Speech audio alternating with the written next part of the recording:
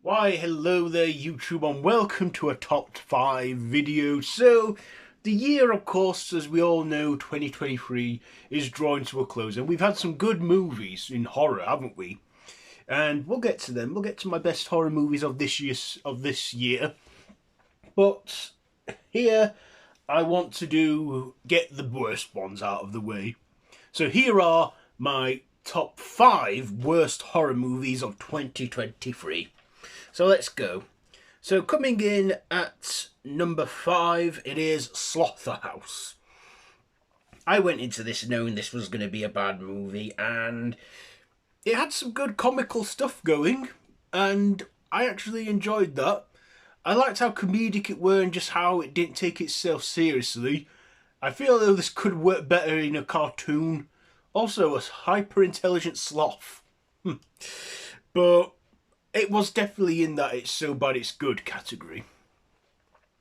Number 4 it is, of course, Winnie the Pooh, Blood and Honey. Yeah, I knew again this was going to be a trash fest. I just didn't realise it was an absolute trashy film. But yeah, I knew this was not going to be a bloody, Oscar-nominated film. I knew this was going to be crap. But I think one thing that might have killed it was that it took itself too seriously, and I don't think it should have.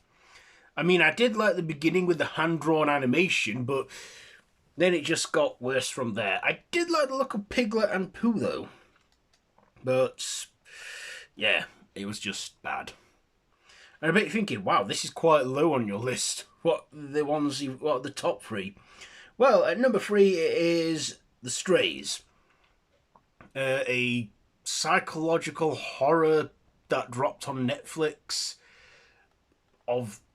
It was a bit bizarre. It was a bizarre film, and there was just not a lot of development. Also, I hated the ending, how abruptly it just ended when it did. So, yeah.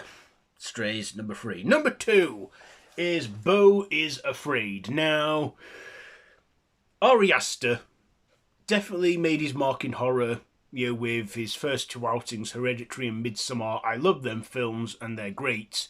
I'd say Ari Aster is kind of like Marmite, you either like him or you don't. I personally liked his first 2 outings.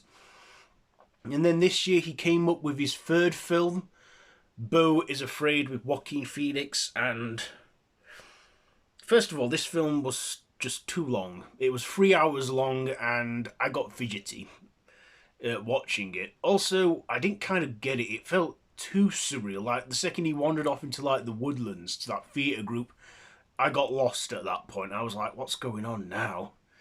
I mean, Joaquin Phoenix is a great actor, and I thought he was alright, but it was just too complicated, and it's definitely one of those films you're going to need to watch twice, but I'm not going to waste another 3 hours of my life with that film. I guess you can't please us all. But yeah, that wasn't I'd say that is the lowest of Ari Aster's movies so far. If I rank them, it would be Beau is Afraid, Hereditary and Midsommar, because I love that one. And my number 1 pick is Appendage. This was on Disney Plus. I thought, looks like a good horror. Watched it. God, it was so boring. I mean, it was so bad I couldn't even finish the film, and I didn't. I didn't finish the film. I couldn't even bother to review it. And when the film does that, I just yeah, I'm done here. So that is probably my top worst movie horror movie of 2023. So there you go.